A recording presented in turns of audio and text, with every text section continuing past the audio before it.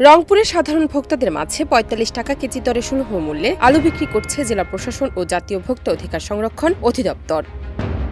ওয়ালটনের পণ্য কিনে জিতে নিতে পারেন নগদ ২০ লক্ষ টাকা। Double million offer! Walton fridge কিনে পেতে পারেন ২০ লক্ষ টাকা। রয়েছে কোটি কোটি টাকার নিশ্চিত উপহার। ১৪ নভেম্বর দুপুরে নগরীর ডিসির মোড়ে এই কার্যক্রমের উদ্বোধন করেন জেলা প্রশাসক রবিউল ফয়সাল। এ সময় সাধারণ ভোক্তাদের মাঝে সুলভ মূল্যে ৪৫ টাকা কেজি দরে আলু বিক্রি করা হয়। আর এসব আলু বাজারের চেয়ে কম দামে কিনতে পেরে খুশি সাধারণ ভোক্তারা।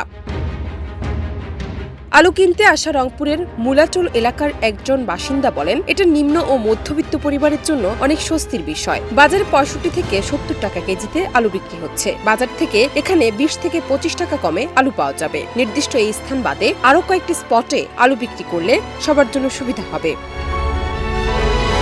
ভোক্তা অধিকার সংরক্ষণ অধিদপ্তর রংপুরের উপপরিচালক আফসানা পারভিন বলেন, ভোক্তা অধিকার সংরক্ষণ অধিদপ্তরের মহাপরিচালক মহোদয়ের নির্দেশনায় আমাদের বাজার অভিযান যেমন চলমান রয়েছে, একই সঙ্গে বাজারে যেহেতু আলুর দাম ঊর্ধ্বগতি, সেহেতু আমরা উদ্যোগ নিয়েছি কিভাবে সুলভ মূল্যে আলু বিক্রি করে বাজারে প্রতিযোগিতা দাঁড় করানো যায়। একই সঙ্গে আমাদের অভিযান কার্যক্রম এটাও চলমান আছে। এখানে শুধুমাত্র সাধারণ ভোক্তা সর্বোচ্চ ৩ কেজি আলু কিনতে পারবেন এবং সুলভ মূল্যে আমরা ৪৫ টাকা দরে সাধারণ ভোক্তাদের মাঝে বিক্রির ব্যবস্থা করেছি। আর এটি আমাদের শুক্র ও শনিবার চলমান থাকবে।